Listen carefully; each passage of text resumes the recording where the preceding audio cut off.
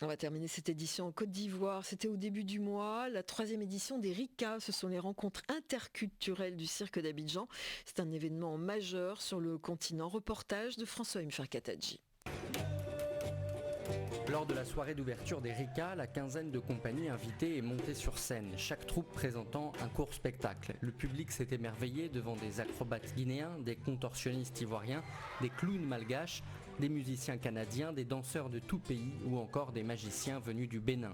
Une soirée pleine d'énergie qui a donné le top départ à un festival qui ambitionne de devenir une plateforme pour les arts du cirque, une pratique bien ancrée sur le continent depuis plus de 30 ans et même depuis des centaines d'années si l'on considère les arts traditionnels comme l'ancêtre de la discipline artistique. Chantal Djedje, fondatrice du festival et directrice de la Fabrique culturelle à Abidjan, estime d'ailleurs que le cirque peut participer à la sauvegarde des arts ancestraux. Les arts traditionnels sont en train de mourir petit à petit, on les voit de moins en moins, ou c'est dans des petits villages. Et moi, j'ai pas envie de ça parce que je suis africaine et je tiens à garder ce patrimoine-là. Et comment garder ce patrimoine? C'est de le faire reconnaître en tant que discipline artistique.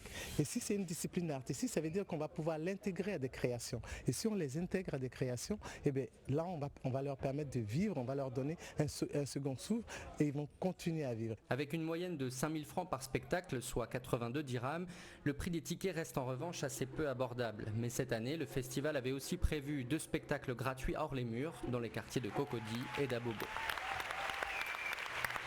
À Abidjan, François Mferkatadji.